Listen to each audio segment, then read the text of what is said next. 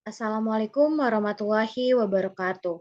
Selamat pagi, selamat siang, dan selamat malam bagi rekan-rekan audiens yang menonton video kami.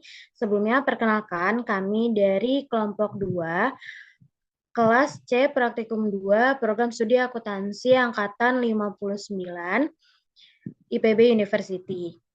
Kami ingin memaparkan atau mempresentasikan proyek kami terkait dengan pembuatan aplikasi pembayaran SPP untuk memenuhi kewajiban tugas kami, yaitu Project Based Learning mata kuliah aplikasi akuntansi berbasis web.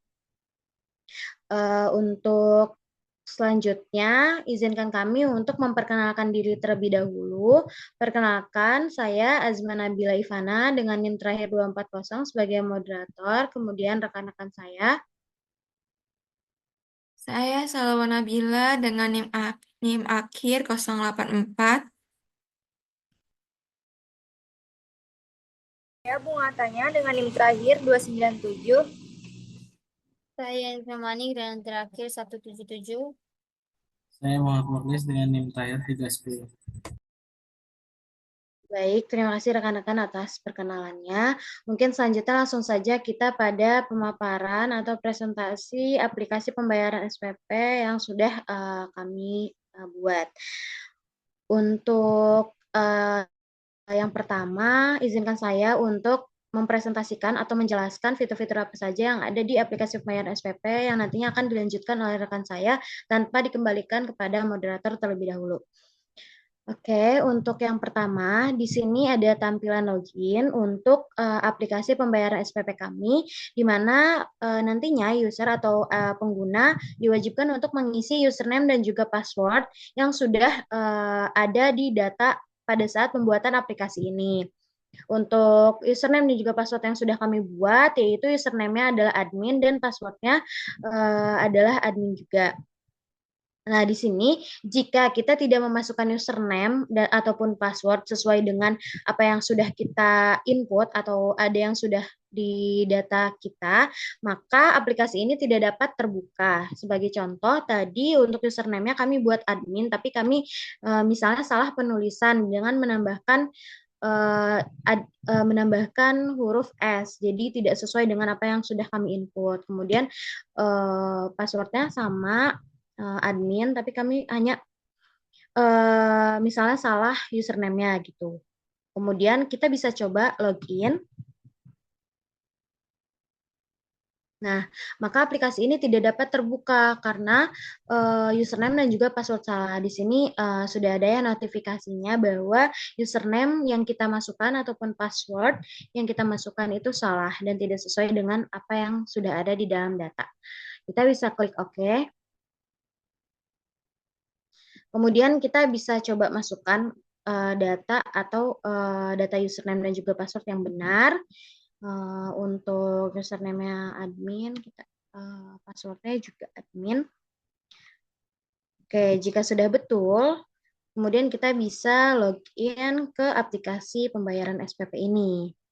Nah, di sini ada notifikasi welcome atau selamat datang admin, bahwasanya kita memang bertugas sebagai admin atau administrasi yang mengatur pengelolaan pembayaran SPP di sekolah vokasi khususnya. Di sini juga ada notifikasi bahwa kita atau admin untuk pemakai aplikasi ini sudah berhasil login. Bisa klik OK. Nah, di sini sudah langsung tertampil dashboard atau tampilan awal aplikasi pembayaran SPP ini. Seperti yang sudah saya jelaskan sebelumnya, bahwa aplikasi pembayaran SPP ini ditujukan untuk pengaturan atau pengaturan aplikasi pembayaran SPP untuk admin di sekolah vokasi IPB University khususnya. Jadi mengatur pembayaran SPP untuk mahasiswa-mahasiswa di sekolah vokasi. Di sini ada tampilan awalnya, mungkin di sini juga ada tertampil ya fitur-fiturnya, ada program studi mahasiswa, pembayaran UKT, nantinya akan dijelaskan juga oleh rekan saya. Kemudian di sini ada tampilan tambahan untuk kalender, di mana tampilan tambahan ini bertujuan untuk kita bisa melihat gitu pada saat kita membuka aplikasi ini kita ada di bulan apa gitu. Jadi bisa mengingat tanggal pada saat kita membuka aplikasi ini. Mungkin itu untuk tampilan awalnya. Kita langsung saja ke fitur selanjutnya, yaitu pengisian atau fitur program studi. Nah, di fitur program studi ini, kelompok kami sudah mengisikan beberapa program studi yang ada di sekolah vokasi khususnya. Kemudian untuk fitur ini, kita bisa menambahkan, menghapus, dan juga mengedit untuk nama program studinya. Bagaimana caranya? Yang pertama kita bisa klik tambah data di sini yang sebelah kanan.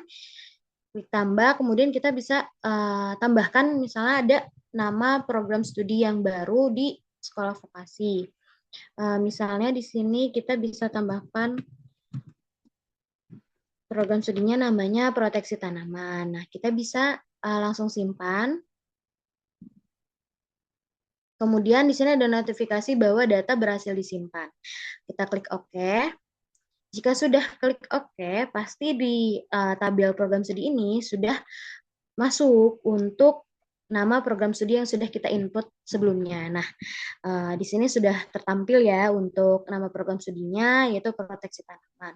Nah, bagaimana jika kita ingin mengedit dan juga menghapusnya? Jika memang ada kesalahan dalam penamaan program studi, kita bisa move ke kolom action ini, kemudian kita bisa klik logo pensil yang berwarna orange. Nah, ini untuk mengedit nama program studi. Jika memang ada kesalahan penulisan atau yang lainnya, gitu kita bisa mengedit di fitur tadi. Misalnya kita edit dengan nama program studinya yaitu teknologi proteksi tanaman. Ternyata, oke. Setelah kita mengeditnya, kita bisa klik simpan.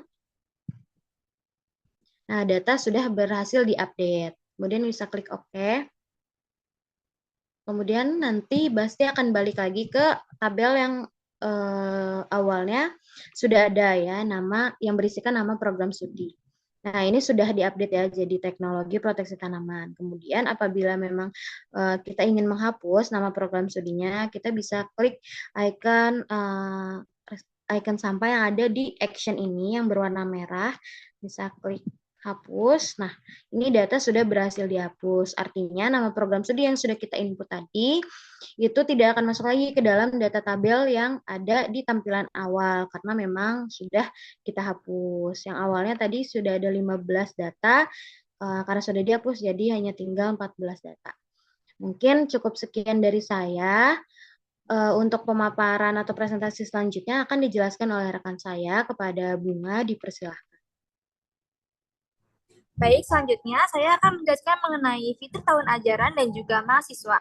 Yang pertama-tama itu ada tahun ajaran. Bisa diklik dulu tahun ajarannya. Jadi di sini kita ada fitur namanya menambahkan data. Dengan cara klik dulu tambah datanya. Lalu masukkan tahun ajaran 2024-2025.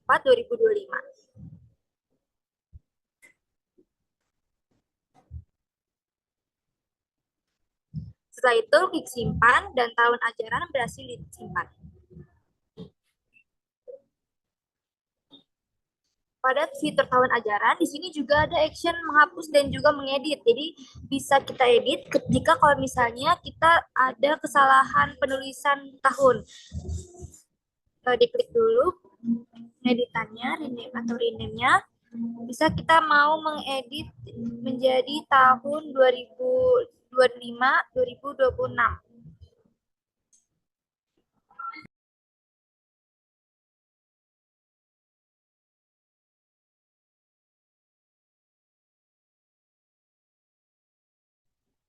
Nah, data berhasil diupdate.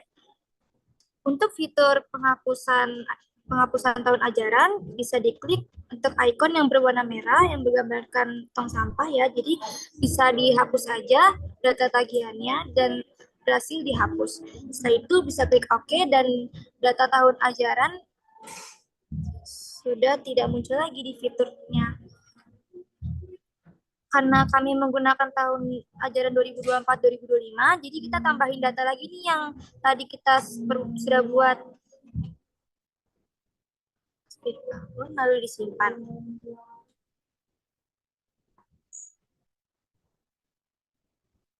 Jadi bisa dilihat sendiri kalau misalnya tahun ajaran telah 2024-2025 sudah ada dalam fiturnya. Lalu untuk fitur mahasiswa, di sini kami memilih dulu nih pilih tahun ajaran berapa, bisa diklik tahun ajaran 2024-2025.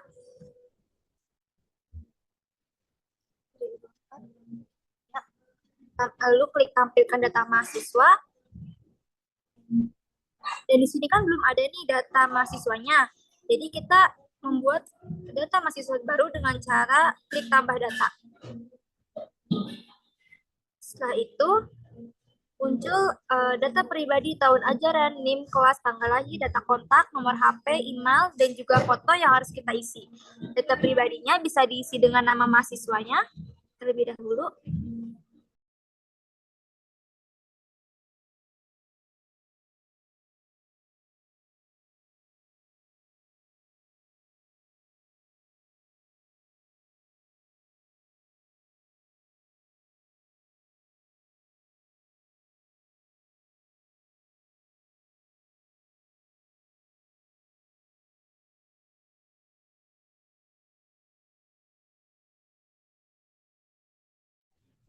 Kita juga bisa mengupload foto mahasiswa dengan cara kita pilih dulu nih file yang untuk kita masukin itu apa.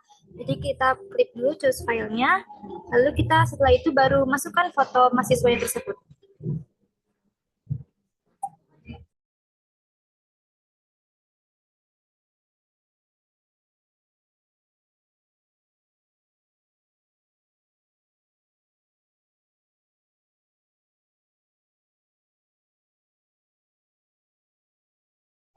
Setelah memasukkan foto, kita bisa mengklik simpan agar data mahasiswanya tersedia dalam fitur. Nah, data siswa berhasil disimpan, dan siswa yang tadi kita buat itu sudah muncul dalam data fitur mahasiswa. Nah, kalau misalnya teman-teman ada kesalahan penulisan nama, bisa diklik action untuk merename nama tersebut. Misalnya ada penulisan nama, tadi Nabil menjadi Najib. Lalu klik simpan. Untuk fitur yang satu lagi yaitu penghapusan data mahasiswa. Kalau misalnya ingin menghapus data mahasiswa yang sudah kita buat tadi.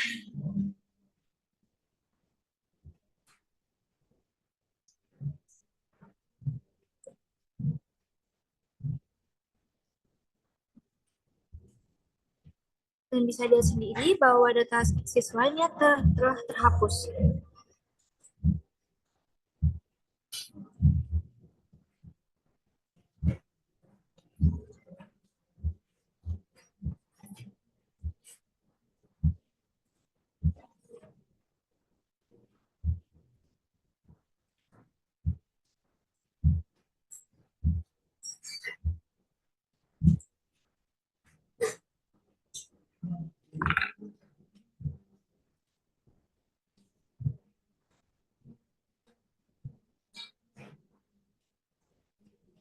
Baik, untuk pemaparan dari materi saya sudah selesai.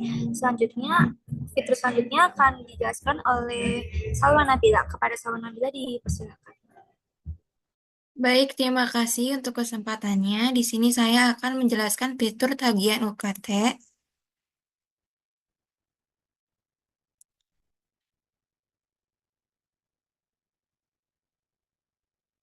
Di sini kita bisa tambahkan data. Lalu kita bisa memilih tahun ajarannya yang ingin kita pilih. Kita pilih tahun 2024 atau 2025. Kemudian kita bisa memilih bulan tagihannya. Kita pilih bulan Januari. Lalu kita pilih tahun tagihannya, kita pilih tahun 2024. Setelah itu untuk jumlah tagihannya sesuai dengan kampus yaitu 6 juta. Lalu kita pilih simpan. Nah, data tagihan sudah berhasil disimpan. Kita klik OK.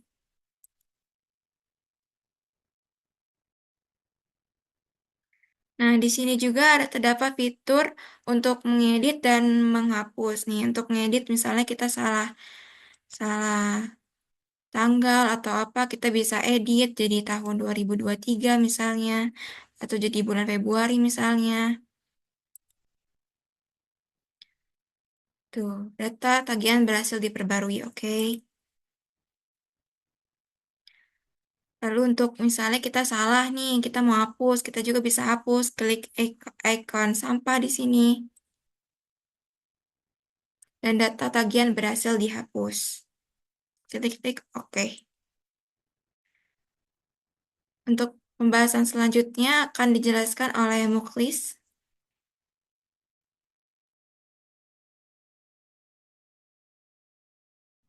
Baik, untuk selanjutnya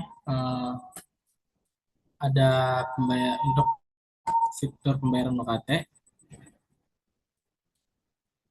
Nah, di sini kita bisa memilih nama mahasiswa yang akan membayar UKT-nya. Contoh di sini kita akan mengambil yang tadi sudah kita tambahkan. Lalu untuk tahun ajarannya kita juga mengambil tahun 2024 2025.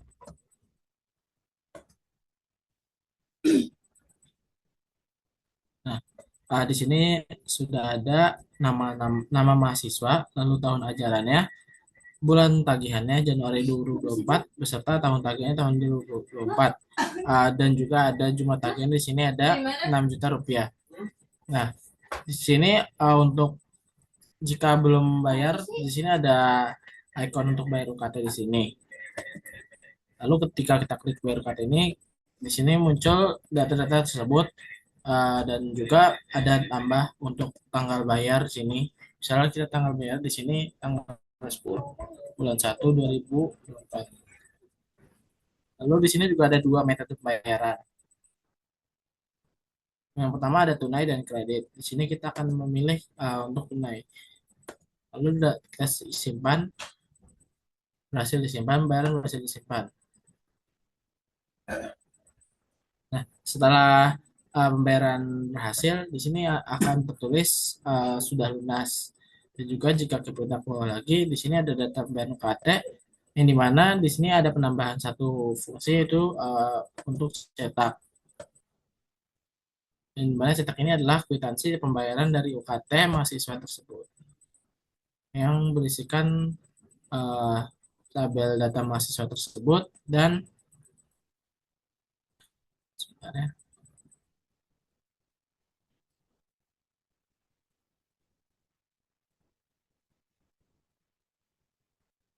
nah, di sini ada kwitansi pembayaran yang dimana ada nama NIM, nama program studi, tahun ajaran beserta uh, data-data lainnya yang ada tadi pada di pembayaran tersebut. Nah, selanjutnya fitur laporan akan dijelaskan oleh rekan saya ini. Yang selanjutnya itu untuk laporannya itu ya laporan pembayaran. Jadi yang selanjutnya itu untuk laporan pembayaran seperti yang sudah dijelaskan oleh rekan saya tadi yaitu Salwa dan Muklis itu kan sudah dijelaskan untuk tagihan UKT ada berapa, untuk namanya ada berapa, untuk pembayaran itu sudah lunas, dan sini untuk tabel laporan itu kita pilih tahun ajaran 2024-2025 untuk tampilan laporan itu. Nah, di sini sudah terdapat nama siswanya, tanggal pembayarannya 10 Januari 2024, dan jumlah pembayaran 6 juta, metode pembayarannya itu tunai, dan status bayarnya itu sudah dibayar. Untuk saya juga ada kode cetaknya, yaitu kwitansi pembayaran UKT.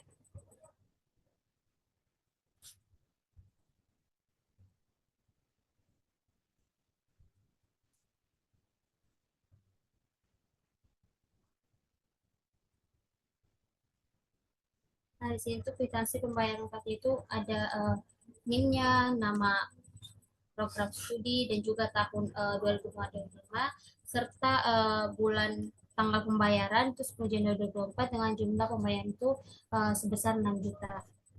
Selanjutnya kembali ke moderator.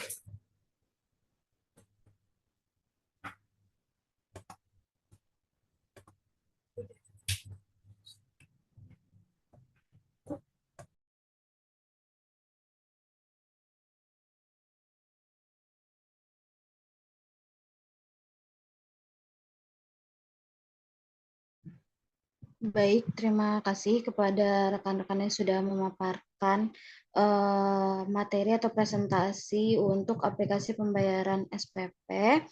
Mungkin di sini kita bisa juga mengunduh laporan yang nantinya akan ada rekapan-rekapan dari beberapa periode di pembayaran SPP tahun ajaran di sekolah vokasi gitu, karena kami tadi mengisi satu periode atau satu tahun ajaran, maka akan tertampil satu nama siswa atau nanti akumulasi nama mahasiswanya di laporan tersebut. Mungkin cukup sekian dari pemaparan presentasi aplikasi pembayaran SPP kelompok kami. Semoga apa yang kami sampaikan dapat bermanfaat bagi audiens, dan mohon maaf apabila dalam penyampaian dari kami terdapat kesalahan. Cukup sekian dari kami. Terima kasih kepada para audiens atas atensinya. Kami pamit undur diri. Terima kasih. Wassalamualaikum warahmatullahi wabarakatuh.